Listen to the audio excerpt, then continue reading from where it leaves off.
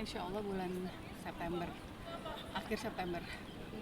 Biasanya tuh untuk persiapan menuju ke sana nih apa aja program disiapin dari Persiapannya sekarang? sebenarnya nanti mulai latihan itu programnya 4 bulan sebelum, itu mulai bulan depan, bulan Juni. Bulan Mei ini lagi bebas dulu, jadi lagi latihannya sendiri aja, masih santai-santai. Kalau kita nyebutnya masa honeymoon karena masa-masa sebelum program latihan buat maraton lagi. Biasanya kalau untuk persiapan maraton tuh apa sih yang apa namanya yang perlu paling disiapin tuh apa? Fisik, mental, eh, uang karena uang pasti sangat dibutuhkan untuk segala macam program-programnya, karena kita pasti ntar akan ngatur program latihan dengan coach, terus asupan kalori, asupan makanan, terus belum fisioterapi dan lain-lain. Eh, jadi selama 4 bulan itu emang benar-benar udah dipersiapkan. Aku juga ikut segala macam maraton itu bukan asal dadakan-dadakan, tapi benar-benar dipikirin dulu kira-kira sanggup nggak ya, waktunya juga. Kita misalnya punya uang, punya tenaga, tapi nggak punya waktu juga susah, dan nggak punya niat, nggak punya komitmen itu juga susah, karena semuanya juga balik lagi komitmen. Eh, Mau kita sibuk kayak apapun harus berkomitmen, kita harus latihan dan harus menjalanin gitu. Ya, komitmen kan salah satu faktor yang paling Betul. mendukung ya. Berarti itu gimana sih Mbak kira-kira caranya Mbak untuk supaya terus berkomitmen untuk nggak Ya malas-malasan? karena udah niat itu, kan aku bilang tadi untuk mengikuti satu pertandingan kan harus benar-benar disiapin semuanya dulu. Terus ketika aku rasa oke, gue serius mau ikutan maraton itu, makanya harus berkomitmen. Kan sayang kalau kita udah daftarnya aja juga keluar uang banyak, terus udah siapin segala macam atribut, tapi kita nggak komitmen, latihannya males-malesan, ya nggak akan bisa juga gitu. Jadi memang yang paling terpenting itu sih, kita harus komitmen. Nggak, kalau salah satunya tuh kita nggak punya, pasti nggak akan bisa sih kalau menurut aku. Kemarin kan aku udah nyobain yang London ya, London Marathon, dan akhirnya aku belajar dari situ. Memang rahasianya itu kita harus benar-benar ngejalanin itu semua, nggak boleh ada yang skip sama sekali. Dan menurut aku kalau udah race, udah waktunya race itu cuma 3 yang berlaku. Itu 10, karena 100% ya, 50% latihan, 30% mental, 20%-nya hoki. Kalau menurut aku ya, ketika kita udah di race gitu. Jadi latihan itu 50% itu sangat mendukung banget kalau menurut aku.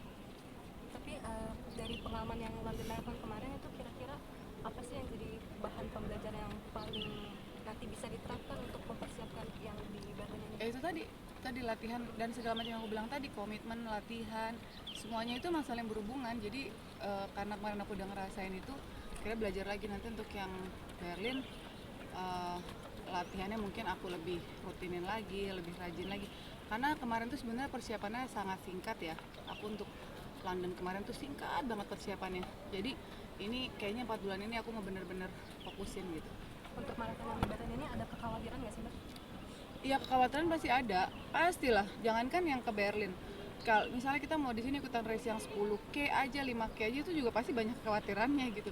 Jadi apalagi ini, terus di negara orang pula, iklim itu sangat mendukung juga ya. Jadi kalau kemarin tuh lumayan agak, anginnya tuh kencang banget, dingin tuh sampai nusuk, sampai aku pulang dari sana tuh sakit. Ini kayaknya baru agak sembuh nih dari yang London. Jadi flu, demam apa segala macam tuh sangat bikin kita drop juga kan, karena cuaca itu. Jadi mungkin kalau nanti Berlin aku nggak tahu nih apakah cuacanya dingin atau panas, aku belum tahu. Cuma dipersiapkan kayak misalnya bajunya, vitaminnya itu lebih lebih di prepare lagi.